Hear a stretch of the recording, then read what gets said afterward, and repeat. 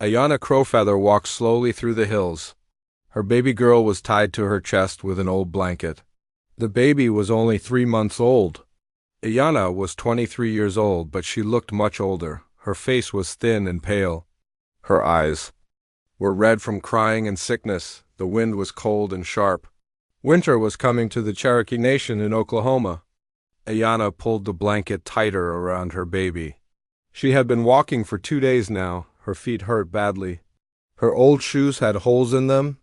She could feel the rocks cutting through the thin leather. 3 months ago, her husband Joseph had died. He got sick with a terrible cough that would not go away. The white doctor called it consumption. Ayana watched her husband get thinner and weaker every day.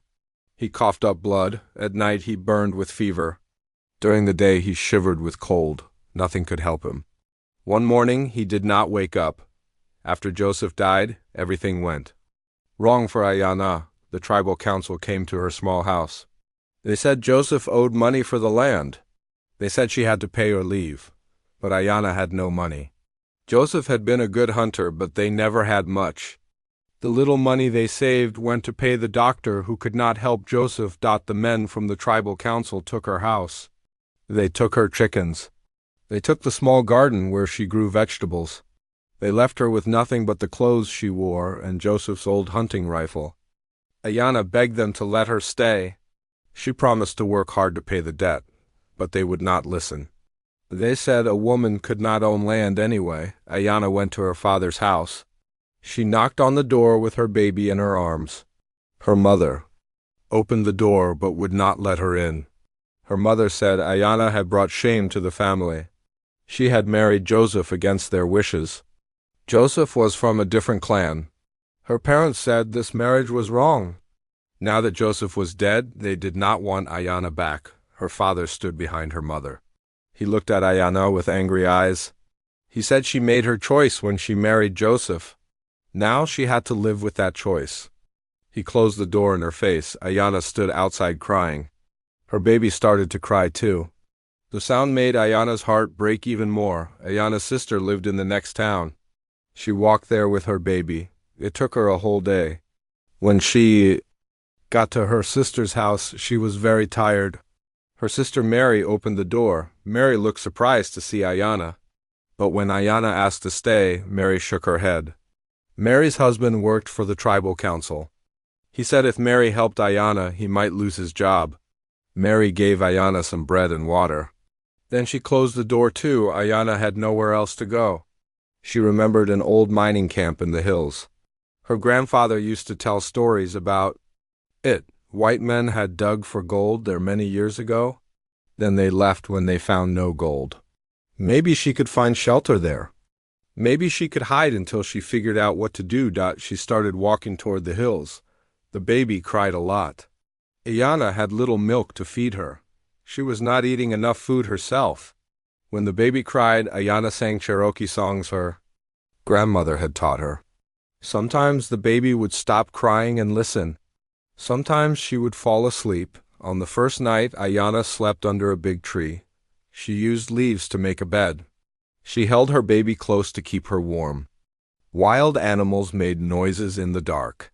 Ayana was scared, but she held Joseph's rifle ready. In the morning, she was very cold and stiff. Her cough was getting worse. The second day was harder. Ayana's legs felt weak. She had to stop many times. To rest, she found some berries to eat, but they were not ripe yet. They tasted bitter and made her stomach hurt. She found a small stream and drank some water. The water was very cold and clean. She washed her baby's face with the cold water. By the third day, Ayana knew she was very sick. She had the same cough that killed Joseph. She could feel it in her chest, deep and painful. When she coughed, she tasted blood in her mouth. She was getting weaker with each step. But she had to keep going. She had to find the old mining camp. She had to find shelter for her baby. The hills were rocky and steep. Ayana's breathing became very hard. She had to stop every few minutes to catch her breath. Her baby was crying more now. The little girl was hungry and cold. Ayana tried to feed her, but she had almost no milk left. This made Ayana feel terrible. She could not even feed her own baby. When the sun was setting on the third day, Ayana saw smoke in the distance.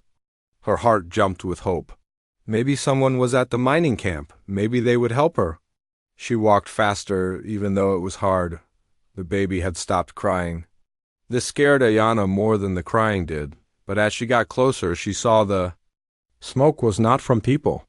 It was just steam coming from hot springs in the rocks. There was no one there to help her. Ayana felt all her hope drain away. She sat down on a rock and started to cry. She looked at her baby's pale face.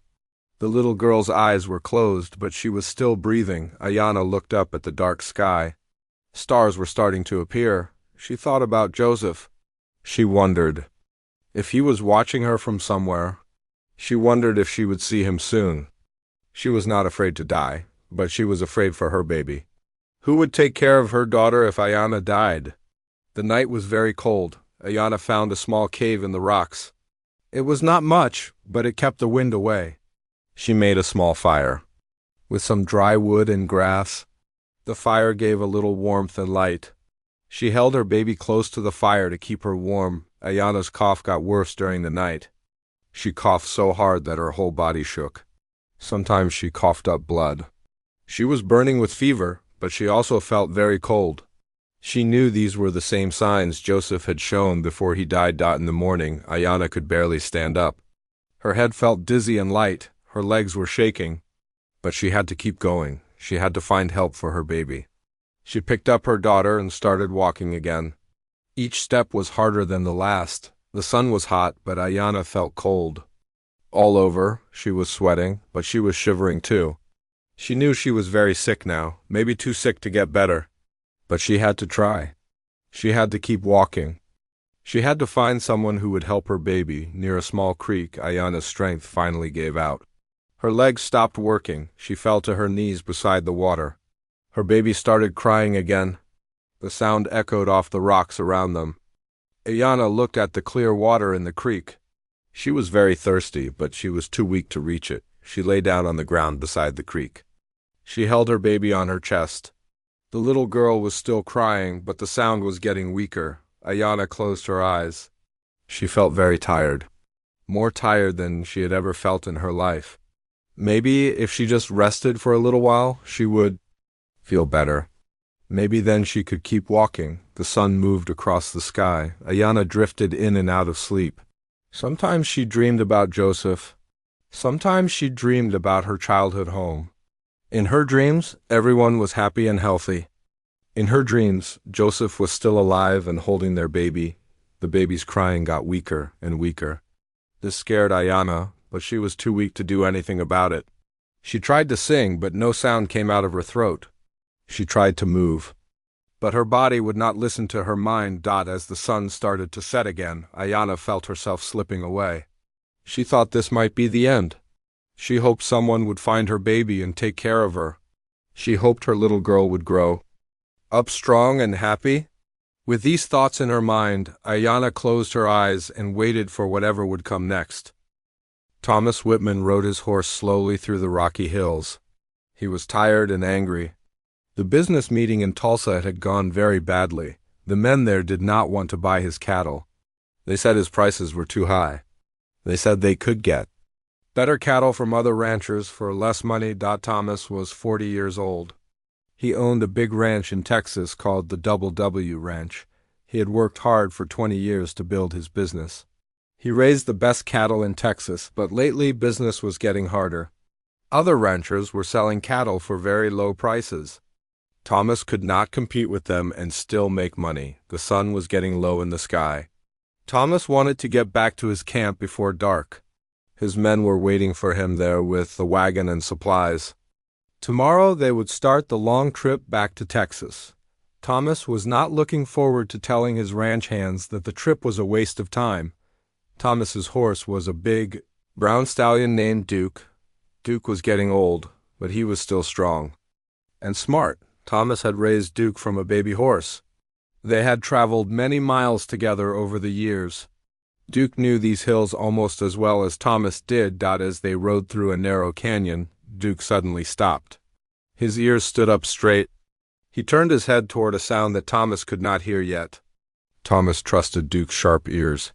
He sat still and listened carefully. Then Thomas heard it too. It was a baby crying.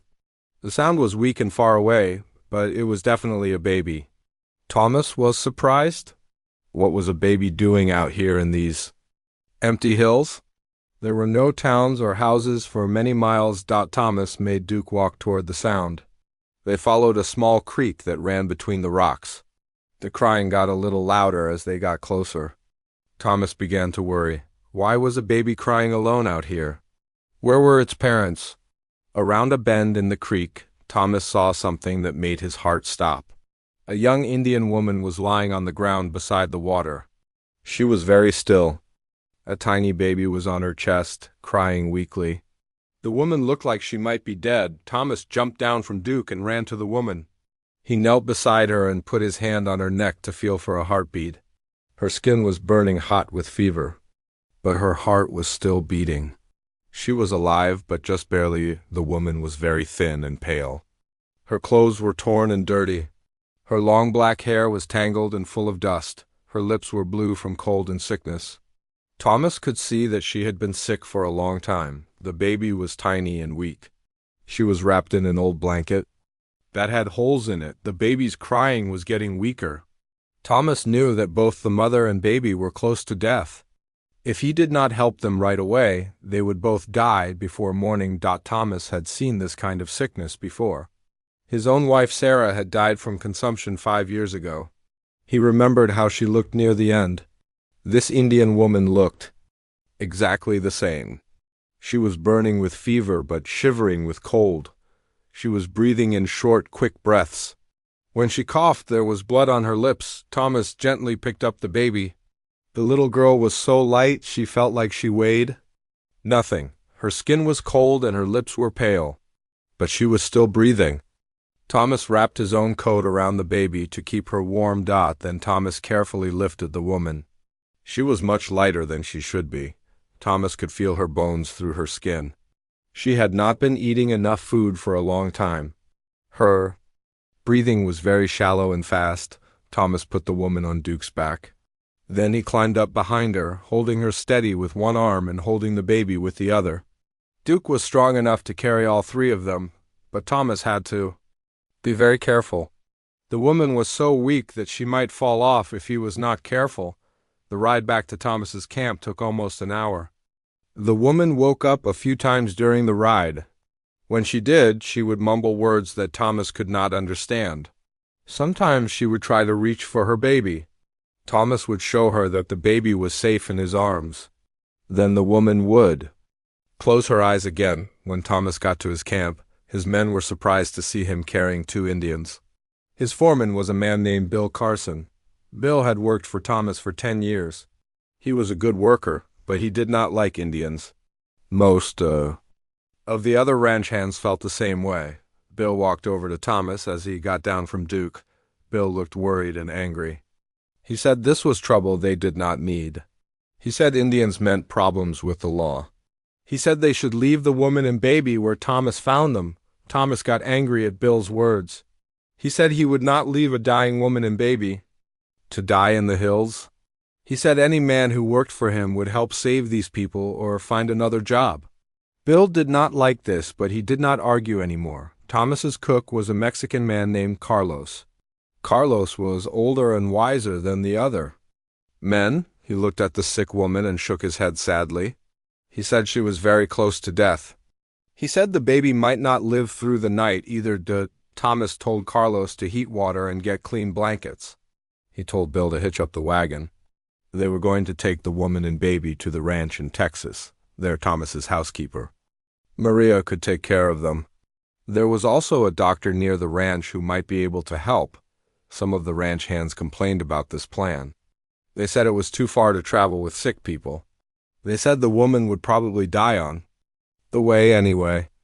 They said Thomas was wasting time and money on people who could not be saved, but Thomas would not change his mind. He remembered how helpless he felt when his wife Sarah was dying. The doctors could not save her, but at least she died in a warm bed with people who loved her. He would not let this woman and her baby die alone in the cold hills. Thomas made a soft bed in the back of the wagon. He used all his blankets and coats to make it comfortable. Carlos heated stones by the fire and wrapped them in cloth to keep the woman and baby warm during the long trip. The woman woke up again while they were loading her into the wagon. Her eyes were bright with fever. She looked around with fear and confusion. She did not know where she was or who these strange men were. She tried to sit up and reach for her baby. Thomas gently pushed her back down on the blankets. He showed her that her baby was safe beside her. He spoke to her in a calm, quiet voice. He told her his name.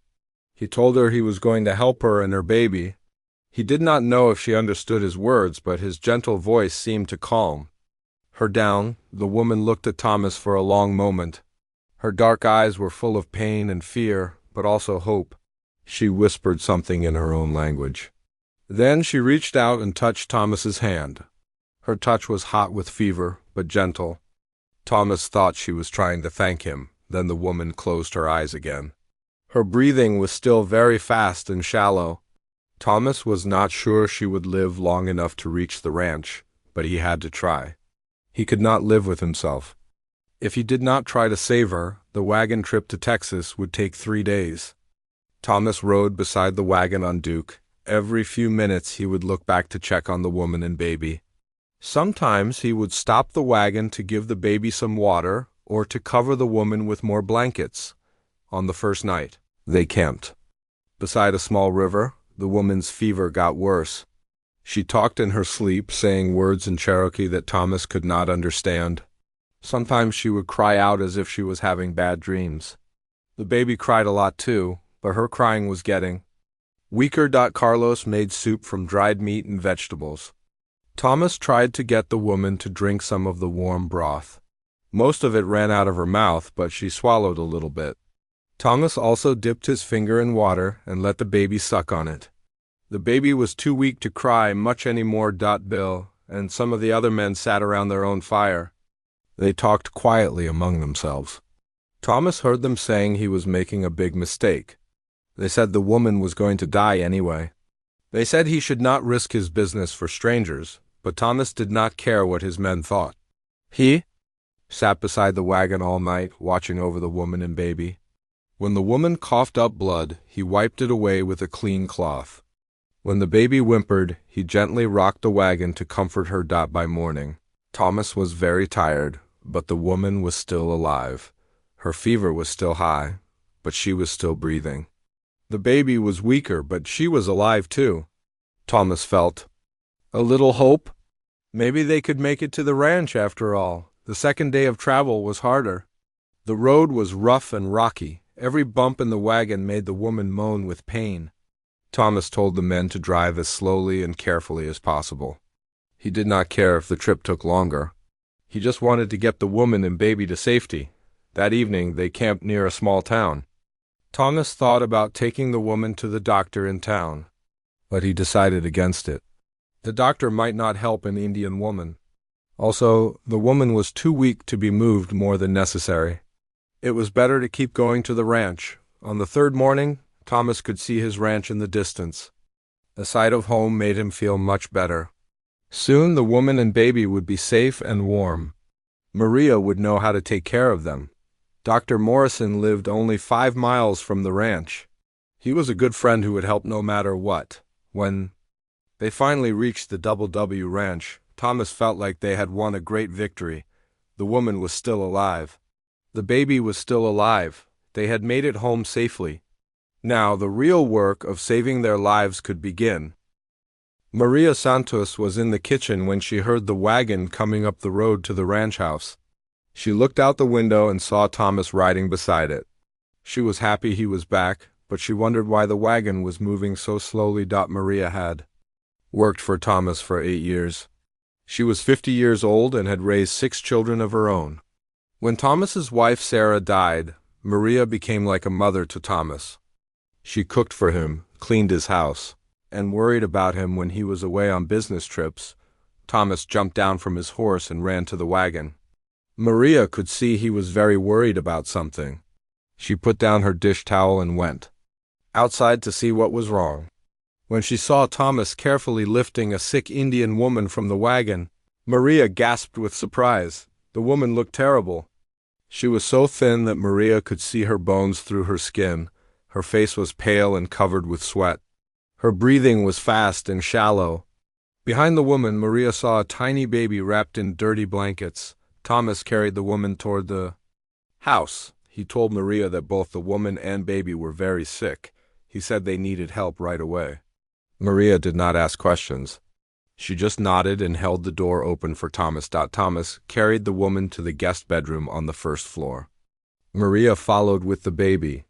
The little girl was so small and weak that Maria was afraid she might die at any moment. The baby's skin was cold and pale. Her breathing was very soft. Maria quickly got clean sheets and blankets for the bed. She helped Thomas lay the woman down gently. The woman's eyes opened for a moment. She looked around the room with fear and confusion. She tried to sit up, but she was too weak. Maria spoke to her in Spanish and English, trying to calm her down. Thomas told Maria he was going to ride to Dr. Morrison's house right away. Dr. Morrison was the best doctor in the county.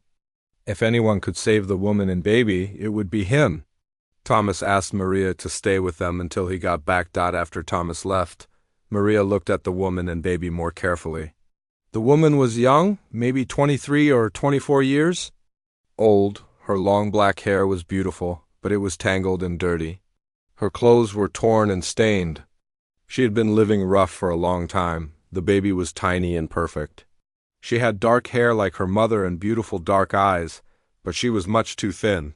Maria could tell the baby had not been getting enough milk. The mother was too sick. To feed her properly, Maria went to the kitchen and warmed some milk. She came back and tried to get the baby to drink from the spoon. At first, the baby was too weak to swallow, but slowly she began to take tiny sips of the warm milk. This made Maria feel hopeful. The woman woke up several times during the first day. Each time she would look around with frightened eyes. She would reach for her baby and make soft crying sounds. Maria would show her that the baby was safe and being fed. This seemed to calm the woman down. When Thomas came back with Dr. Morrison, Maria was sitting beside the bed holding the baby. The woman was sleeping, but her breathing was still very fast. Dr. Morrison was a kind man in his 60s. He had delivered most of the babies in the county. He had also seen many cases of consumption. Dr. Morrison examined the woman carefully. He listened to her chest with his stethoscope. He looked at her eyes and throat. He felt her forehead too. Check her fever. When he was done, he shook his head sadly. The doctor told Thomas that the woman had very bad consumption. Her lungs were badly damaged. She was also suffering from malnutrition and exhaustion. Dr. Morrison said she might not live more than a few days. The baby was also very weak from not getting enough food, but Dr. Morrison was a fighter. He had saved people who seemed hopeless before. He told Maria exactly what to do. The woman needed to be kept warm and quiet. She needed to drink as much broth and water as possible. The baby needed to be fed every 2 hours with warm milk and sugar water. For the next 3 weeks, Maria hardly left the guest bedroom. She slept in a chair beside the bed so she could watch the woman and baby all night. Thomas helped when he could, but he also had ranch work to do. The woman was very sick for many days. Her fever was so high that she talked in her sleep. She spoke in Cherokee, saying words that Maria and Thomas could not understand. Sometimes she would cry and reach out as if she was trying to touch someone who was not there. Maria thought the woman was probably calling for her dead husband. Thomas had found an old wedding ring on the woman's finger. It was a simple silver band that looked handmade. Maria guessed the woman was a young widow who had lost everything when her husband died. Slowly, very slowly, the woman began to get better. Her fever went down a little. Her breathing became easier. She started to wake up more often and stay awake longer. The first time she really looked at Maria and seemed to understand where she was, Maria cried with happiness. The baby got better, faster than her mother. With regular feeding and warmth, she began to gain weight. Her skin got pink and healthy. She started to cry louder when she was hungry. She would grab Maria's finger with her tiny hand and hold on tight. One morning, the woman woke up and spoke her first English words. She looked at Maria and whispered, Thank you. Her voice was very weak and rough from coughing, but Maria understood her perfectly. Maria smiled and patted the woman's hand gently. That same day, the woman tried to sit up in bed. Maria helped her with extra pillows. The woman looked around the room with curious eyes. She had never seen such a beautiful bedroom before. The walls were painted white and there were lace curtains on the windows. The furniture was made of dark wood and polished until it shined. The woman pointed to herself and said, "Ayana?" Maria smiled and repeated the name. Then Maria pointed to herself and said, "Maria." Ayana tried to smile back, but she was still very weak. She pointed to her baby and said, "Little dove." Maria thought this was a beautiful name for such a sweet baby. Over the next few days, Ayana got stronger. Maria helped her take baths and wash her hair. Maria gave her clean clothes to wear. They were Sarah's old dresses, altered to fit Ayana's smaller frame. Ayana looked beautiful in the clean clothes, but Maria could see she felt uncomfortable wearing a white woman's dress. Thomas visited Ayana every evening after his ranch work was done. At first, Ayana was afraid of him. She remembered him saving her life, but she did not know what he wanted from her. She had heard stories about white men who helped Indian women but expected something bad in return. But Thomas was always respectful and kind. He would sit in a chair across the room and ask how she was feeling. He brought her books to look at, even though he did not know if she could read. He brought her flowers from the garden to make the room smell nice. Slowly, Ayana began to trust Thomas. She could see that he was a good man who had saved her life without wanting anything back. She began to look forward to his evening visits. Sometimes they would sit quietly together, not talking but feeling comfortable with each other. When Ayana was strong enough to walk around the house, she saw how big and beautiful the ranch was. The house had 10 rooms and was filled with fine furniture. There were paintings on the walls and carpets on the floors. Ayana had never seen such wealth before. Outside, the ranch seemed to go on forever. There were hundreds of cattle grazing in green fields. There were horses in the corral and chickens in the yard. There were barns and storage buildings everywhere. Ayana realized that Thomas was a very rich man. This made Ayana feel uncomfortable. She was just a poor Cherokee widow with nothing to offer. She felt like she was taking charity from Thomas and Maria. This hurt her pride. Cherokee people were taught to be independent and strong. Taking help from others was hard for Ayana to accept. One morning, Ayana told Maria she wanted to work to pay for her care. Maria tried to tell her she did not need to work, but Ayana insisted. She said she would feel better if she could earn her keep. Maria understood this feeling, so she agreed to let Ayana help with light work. Ayana started by helping Maria in the kitchen. She was good at cooking and knew many recipes using wild plants and herbs. She showed Maria how to make Cherokee cornbread and herb tea. Maria was impressed by Ayana's knowledge of natural medicines, but not everyone on the ranch was happy about Ayana being there. Some of the ranch hands whispered that Thomas was foolish to help an Indian. They said Indians brought trouble and could not be trusted.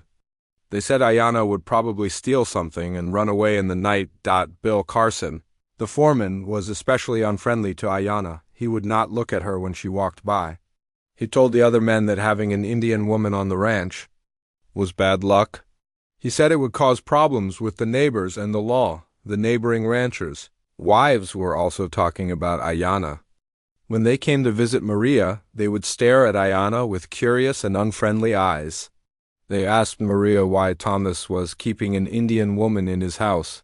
They said it did not look proper for an unmarried man to have an Indian woman living with him. Ayana heard some of this talk and it made her feel terrible.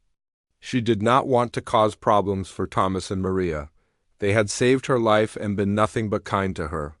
She began to think about leaving the ranch and finding somewhere else to go. But where could she go? She had no family who would take her back. She had no money and no place to live. Winter was coming, and she was still not completely well. If she left the ranch, she and little... As winter turned to spring, Ayana grew stronger every day. Her cough was almost gone, and she had gained weight. Her skin was no longer pale, and her eyes were bright again. Little Dove was growing into a happy, healthy baby who smiled and laughed. Often, Ayana spent her mornings helping Maria with cooking and cleaning. In the afternoons, she worked in the vegetable garden behind the house. She had a natural gift for growing things. Under her care, the garden produced more vegetables than it ever had before. Thomas watched Ayana work in the garden from his office window. He admired how hard she worked and how much she cared about doing things well. She never complained about anything, even though he knew she was still sad about losing her husband and her old life. Every evening, Thomas and Ayana would sit on the front porch and talk. At first, their conversations were simple. Thomas would ask about her day, and she would tell him about the garden or what she cooked with Maria. Slowly, they began to share deeper thoughts and feelings. Ayana told Thomas about her childhood in the Cherokee Nation. She described the beautiful mountains and forests where she grew up. She told him about her grandmother who taught her to use plants as medicine. She told him about the traditions and stories of her people. Thomas told Ayana about his ranch and how he built it from nothing. He talked about his wife Sarah and how much he loved her. He told Ayana about his dreams for the future and his fears about growing old alone. Their talks helped both of them feel less lonely. As spring turned to summer, Thomas realized he was falling in love with Ayana. At first, this scared him. He felt guilty about loving someone new when he still missed Sarah. He also worried about what people would think if he married an Indian woman. Ayana was having the same feelings, but she felt even more confused. She had loved her first husband, Joseph, very much. In Cherokee tradition, it was not unusual for widows to remarry, but Ayana felt guilty about loving another man. She also worried about what would happen to her Cherokee identity if she married a white man. One day, Dr. Morrison came to check on Ayana and Little Dove. He was amazed by how healthy they both looked. He told Thomas that his care and Maria's nursing had worked a miracle. Both Ayana and her baby were completely well now. After Dr. Morrison left, Thomas felt sad instead of happy. If Ayana was completely well, she might decide to leave the ranch. The thought of her leaving made Thomas realize how much he needed her in his life. She had brought joy and purpose back to his days. That evening, Thomas and Ayana sat on the porch as usual. But this time, Thomas seemed nervous and quiet. Finally, he told Ayana what Dr. Morrison had said. He told her she was free to go wherever she wanted now that she was well. Ayana felt her heart sink. She had been dreading this day. She was healthy enough to leave, but she had nowhere to go. More importantly, she did not want to leave. The ranch had become home to her. Thomas and Maria had become like family. Thomas saw the sadness in Ayana's eyes. He took a deep breath and decided to tell her how he felt. He said he had grown to care for her very much. He said life on the ranch was better with her there. He asked if she might consider staying permanently. Ayana looked at Thomas with surprise. She had hoped he might ask her to stay, but she had not been sure of his feelings. She told Thomas that she cared for him too. She said the ranch felt more like home than anywhere else had since Joseph died. Over the next few weeks, Thomas and Ayana spent even more time together. Thomas taught her to ride horses. Ayana taught Thomas about Cherokee customs and language. They took long walks around the ranch and talked about everything. Little Dove adored Thomas. She would reach for him whenever she saw him and smile when he held her. Thomas loved the baby as if she were his own daughter.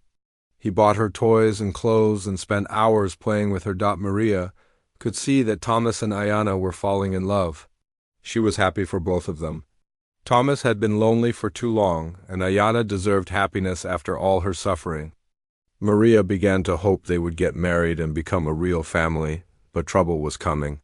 In late summer, the sheriff came to the ranch with some papers.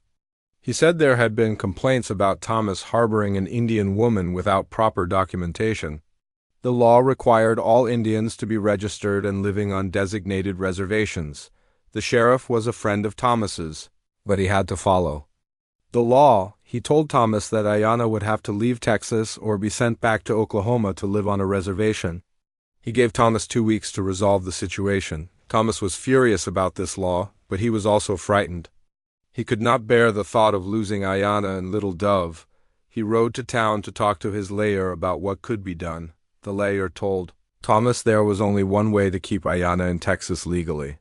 If Thomas married her, she would become a U.S. citizen through marriage. Then she could live anywhere she wanted.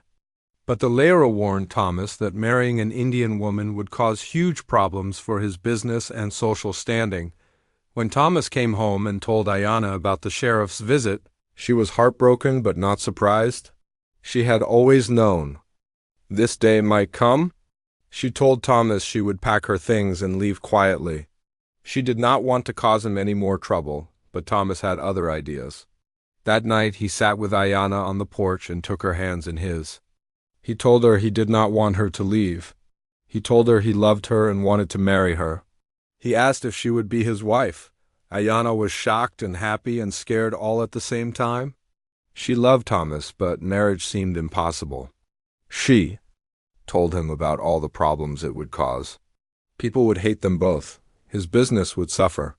His friends would turn against him. Thomas said he did not care what other people thought. He said his life was empty without her and Little Dove. He said he would rather be poor and happy with them than rich and lonely without them. Ayana asked for time to think about Thomas's proposal. She needed to consider what marriage would mean. For her Cherokee identity, she had already lost so much of her heritage. Would marrying Thomas mean losing the rest of it? For 3 days, Ayana thought and prayed about what to do.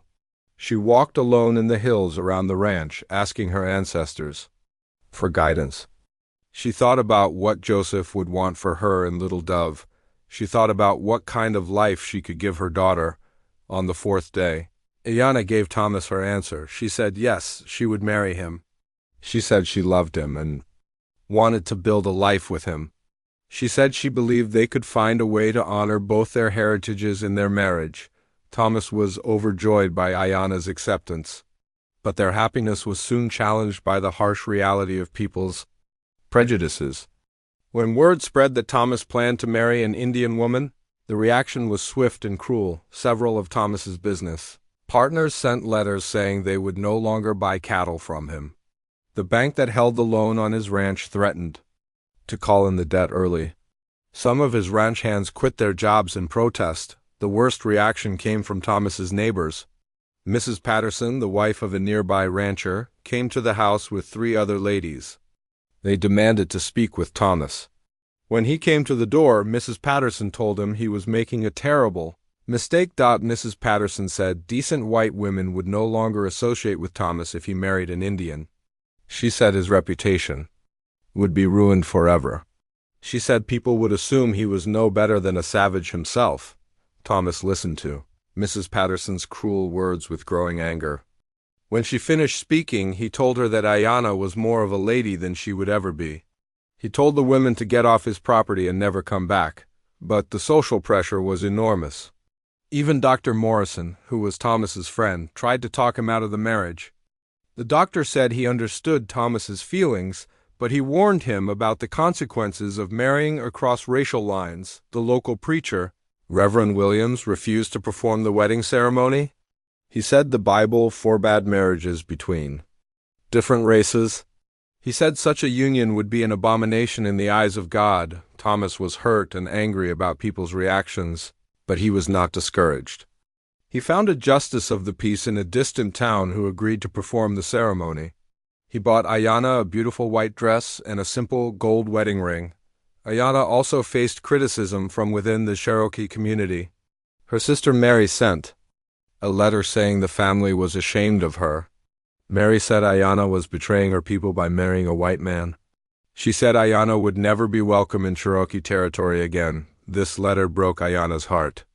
She had already lost so much of her Cherokee life. Now she was losing the last connections to her family and people. But she knew she had to choose between the past and the future. She chose to build a new life with Thomas. The night before their wedding, Ayana sat alone with Little Dove and thought about Joseph. She told her first husband, Spirit, that she would always love and remember him. She asked him to bless her new marriage and help her be a good wife to Thomas. Ayana also thought about her Cherokee ancestors. She promised them that she would teach Little Dove about her heritage. She would make sure her daughter knew the Cherokee language and traditions. Marrying Thomas did not mean abandoning her people completely. The wedding took place on a beautiful September morning. Only Maria. The first year of marriage was the hardest time Thomas and Ayanna had ever faced. The social rejection they experienced was worse than either of them had expected. Many of Thomas's oldest friends stopped speaking to him completely. Business partners canceled contracts and refused to work with him anymore. The financial problems started almost immediately. The bank demanded that Thomas pay back his loan faster than originally agreed. They said his marriage had made him a bad business risk. Thomas had to sell some of his best cattle at low prices to make the payments. Some neighbors were not content to simply ignore the new couple. They actively tried to make their lives miserable. Someone poisoned 3 of Thomas's prize bulls. Someone else broke the fence around the vegetable garden and let cattle trample Ayanna's plants. The worst incident happened on a trip to town for supplies. Thomas and Ayanna were walking out of the general store when a group of men surrounded them. The men called Ayanna terrible names and told Thomas he should be ashamed of himself. One man spat on the ground near Ayanna's feet. Thomas started to fight the men, but Ayanna grabbed his arm and pulled him toward their wagon. She said fighting would only make things worse. They drove home in silence, both of them shaken by the hatred they had experienced. That night Ayanna cried for the first time since their wedding. She told Thomas she was sorry for ruining his life. She said maybe they had made a mistake getting married. She offered to take Little Dove and leave so Thomas could have his old life back. Thomas held Ayanna close and told her he would never let her leave. He said his old life had been empty without her. He said he would rather face 100 angry neighbors than spend one day without her and Little Dove. Despite all the problems, Thomas and Ayanna's love for each other grew stronger. They supported each other through every difficulty.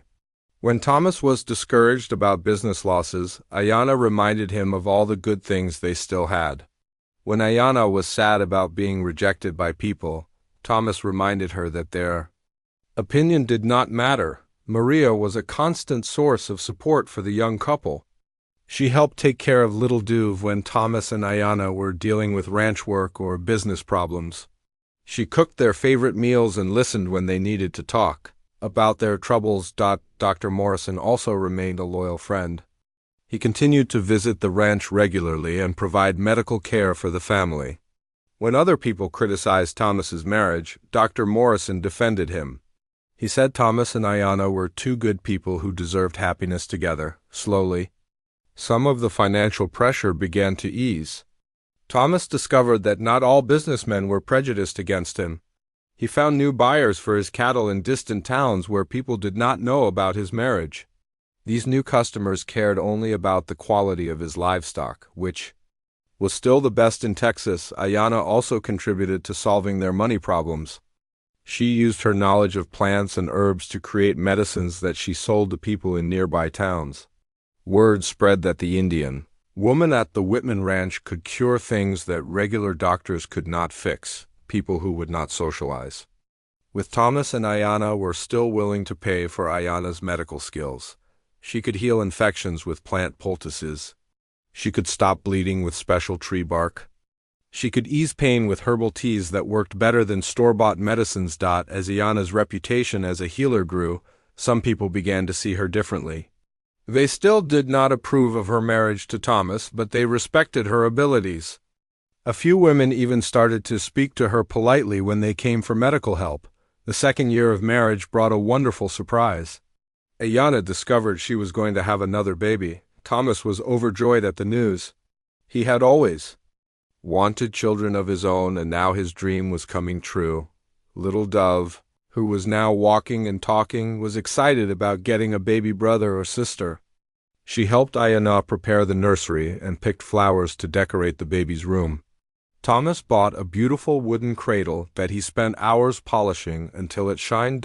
When Thomas William Whitman Jr. was born in the spring, he was healthy and perfect. He had his father's blue eyes and his mother's dark hair. Thomas cried with happiness when he held his son for the first time. Ayanna was proud to give Thomas the child he had always wanted. The baby's birth marked a turning point in how some people viewed the Whitman family. Dr. Morrison announced that little Tommy was one of the healthiest babies he had ever delivered. Several women from town came to see the beautiful child. Even some people who had been critical of the marriage admitted that Tommy was adorable. As the years passed, Thomas and Ayanna built a unique family life that blended both their cultures. They celebrated Christmas with a big tree and presents, but they also observed Cherokee festivals and traditions. Ayanna taught both children to speak Cherokee, while Thomas made sure they could read and write English perfectly. Little Dove, who Thomas had legally adopted, grew up proud of both her Cherokee heritage and her adoptive father's love. She learned to ride horses like a cowboy and to track animals like a Cherokee hunter. She could recite Cherokee legends and also quote Shakespeare from Thomas's books. The Whitman family had two more children over the next few years, a daughter named Sarah Rose and another son called Joseph after Ayanna's first husband. Each child was loved and cherished by both parents and grew up feeling secure in their mixed heritage. Thomas's ranch business gradually recovered and then became more successful than ever. His reputation for raising excellent cattle spread across Texas and into other states. He was able to pay off all his debts and even buy more land to expand his operations. Ayanna's healing practice also grew. She opened a small clinic in town where people could come for treatment.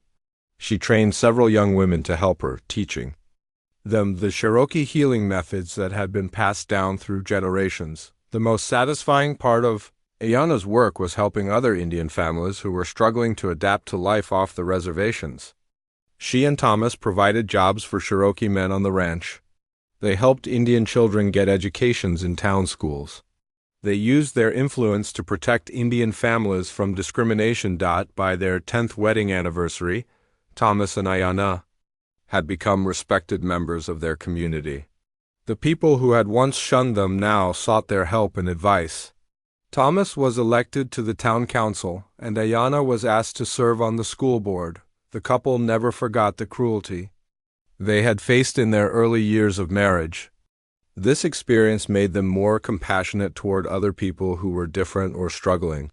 They always welcomed strangers to their table and helped anyone who needed assistance. Little Dove grew up to be a beautiful and intelligent young woman.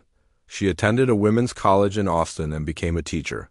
She returned to the ranch to start a school for Indian children, where she taught them to be proud of their heritage while also preparing them for success in the white world.